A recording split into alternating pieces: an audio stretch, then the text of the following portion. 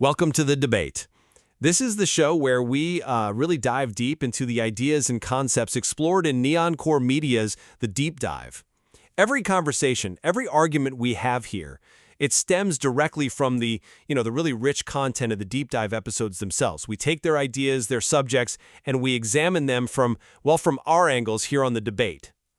Tonight, our discussion is sparked by The Deep Dive episode 21. That's the one that gave us that really compelling sneak peek into Neon Core Media's upcoming project, Hustle, Hustle, Hustle in the Neon. Now, this project features 4 women, Minx Cao, Amy June, GLA Cruz, and Aria Castillo, who, we know are part of Daniel L. Bates's inner circle. They had that big sit-down with the Deep Dive out in California. And their stories, well, they offer such an unfiltered look at their lives. It really forces you to challenge preconceived notions about hustle, identity, and authenticity. So the central question that comes out of this material, the core of our debate tonight, is really this.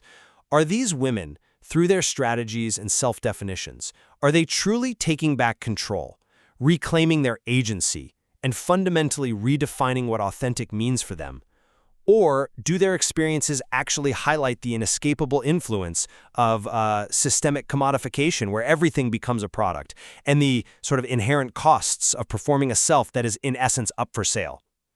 Now, I'm going to be arguing that their narratives powerfully underscore this profound reclaiming of agency, a radical redefinition of authenticity, really on their own terms. And I'll be contending that while their resilience, their strategic thinking, it's undeniable, the material ultimately reveals the enduring pressures of this systemic commodification and the deep psychological costs that inevitably come with that. Okay, so when I engage with hustle, hustle, hustle in the Neon, what immediately strikes me is how these women are so actively seizing control of their narratives, control of their identities. They're fiercely asserting their agency, right? Especially in environments that often seem designed to strip it away. Take Amy June, for example. She explicitly defines herself using multiple names, Amy Lynn June, June Lynn, or Meal, and she bases which name she uses on, quote, your access level, the interaction, what you invest. Now, for me, that's not confusion, not at all. It's a powerful assertion of boundaries, of self-worth. It's a controlled presentation of self. She pushes back so hard against any narrative of being, rescued or broken. She says she just had bills, a high sex drive, and a creative streak that didn't fit in no office cubicle. And that declaration, I don't flinch when I talk about the things your favorite man pays for. I mean, that's just pure power. It's challenging societal norms head on, refusing shame. Then you have GLA Cruz, her defining line, don't confuse what I do with who I am. That is such a profound statement of self, explicitly separating her core identity from her work and her strategic pivot, moving from being a participant in the industry to becoming an expert and advocate in sex work advocacy and harm reduction. That's a masterclass in leveraging personal experience for collective empowerment. And Aria Castillo, her philosophy, nothing about me is accidental, and her transformation, going from passively watching Viva Max films to becoming, quote, the girl those films want to be. I mean, that embodies remarkable self-authorship. Even Nick Secca, right? This myth, who emerged online like a glitch you wanted to touch, she builds her empire through calculated allure and weaponized mystery. She's deliberately crafting her legend pixel by pixel. The project's own mission statement is key here. This isn't a glamour show. It's not trauma porn either. It's the space we built for us where no one edits our reality to make it more palatable. That statement in itself is a monumental act of self-definition, of narrative reclamation. They are fundamentally redefining authenticity, but, importantly, on their own terms. It really is about taking back control of their stories. Okay, I hear those points about their strength and their drive to define themselves, and I absolutely acknowledge the immense resilience, the strategic intelligence these women show. It's undeniable. However, Hustle, Hustle, Hustle in the Neon also reveals, I think, quite clearly the profound, often unavoidable costs and limitations imposed by what I'd call systemic commodification. This is the idea where everything, even, personal stories, identities, it all gets turned into something to be bought and sold within a larger system. Look at Amy June's opening question. You ever look in the mirror after a shift and not recognize the bee staring back? That, to me, immediately speaks to a profound dissociation, a sense of detachment from oneself. It's the psychological toll of constantly performing a role, and her internal conflict over that $800 from the client who saw her as his daughter. Her saying, it don't feel like a win. It feel like I am playing a version of myself I don't even like. That really highlights how money in this context doesn't always equal validation or agency. Sometimes it seems it can actually deepen a sense of violation. Then there's Minx Cow's observation, which is just so stark. The dancer got glitter in her lashes, bruises behind her knees, but she's still smiling like Ren ain't doing 2 days.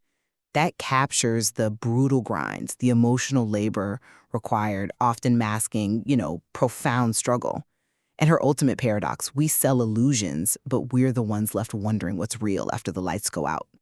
That really underscores how even when you're actively involved in the hustle, the line between your authentic self and the performed self, it becomes dangerously blurred. It leads to this deep internal questioning. And think about the practical examples too, like the erosion of VIP rooms into just negotiation rooms, or managers prioritizing sales over the dancer's safety. These things exemplify how systemic pressures undermine individual control.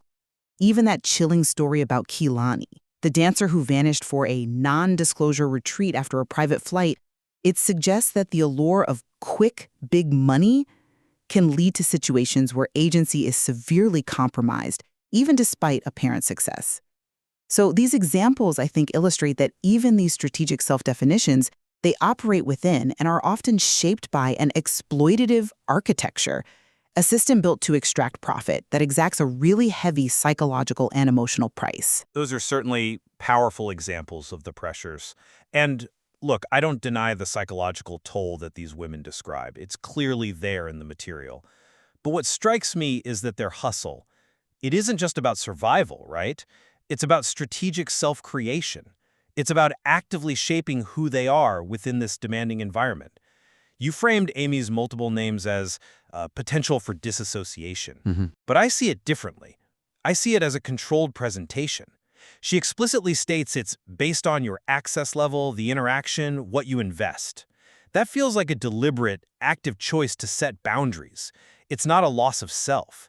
It's managing the self she presents. Yeah, okay, I see why you'd interpret it that way, as a form of boundary setting.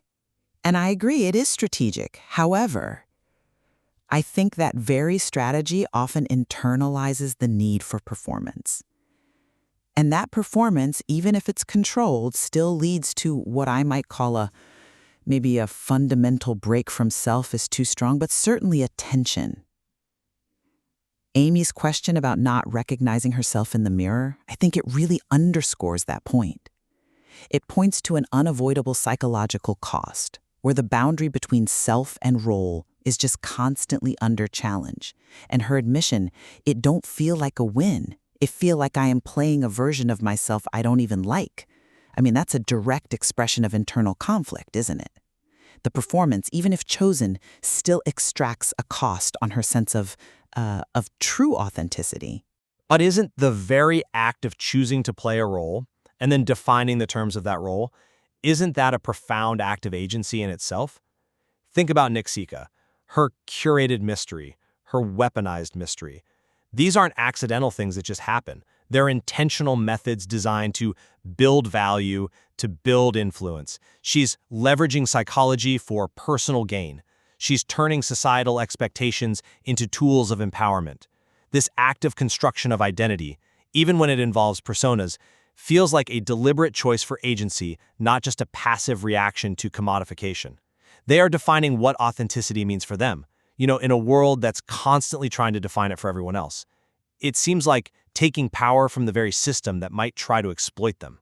I agree, it's strategic, and yes, there's certainly an element of power in that strategy. But my concern remains the cost of wielding that power in that way. Even if it's weaponized, a curated mystery means you're still constantly performing, right?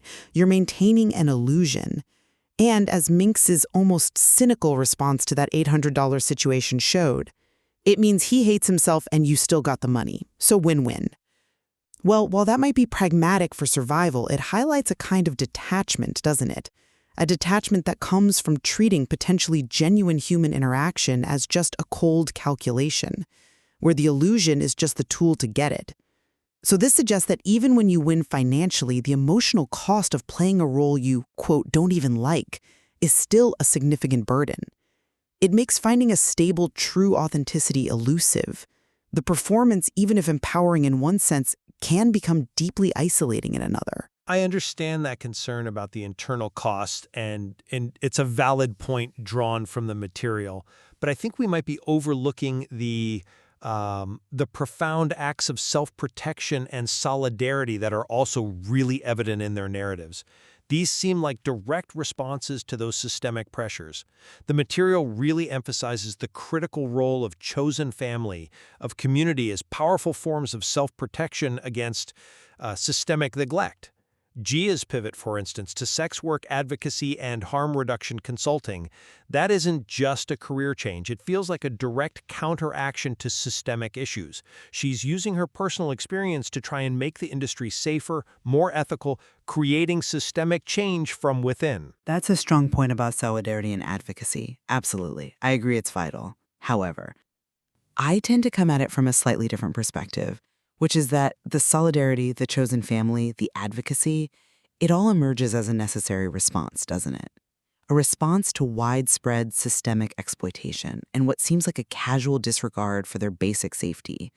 The fact that club security apparently blinked when Jasmine was assaulted, or that managers let it slide when clients used phones in VIP rooms, well, that indicates a deeply entrenched system where the professional integrity and frankly, the safety of the women are just secondary to profit. But doesn't that just highlight their agency even more? The fact that they recognize that official protection is absent, and then they actively build these community bonds as a vital lifeline?